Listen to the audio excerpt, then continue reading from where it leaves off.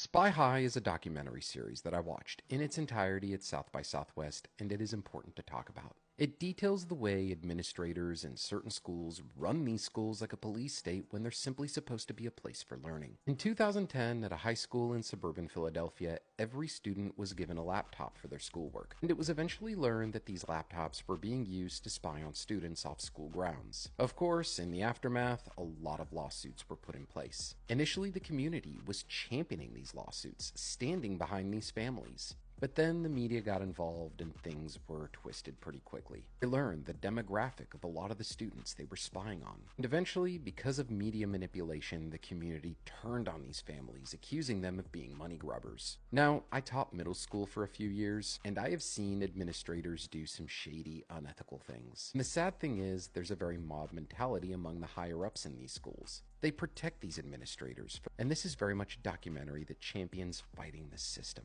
If you're a parent of a student, make sure you're talking to them about what's going on in the walls of these schools. Unethical administrations need to be called out. Now, I thought this was a really good documentary. It's visceral, engaging, and definitely makes it a point that we need to fight the system. But if there's one qualm I have is that with every episode combined, it's nearly 3 hours, and I do feel this could have been done as about an hour and 45-minute documentary feature and really gotten its point across. But I think it's important to watch, especially as we're becoming more and more aware that people in power think they can get away with anything. This will be hitting Amazon Prime pretty soon, and as always, it's important to remember, schools are not to be run like police states. They are a place for learning to enrich the education of young minds.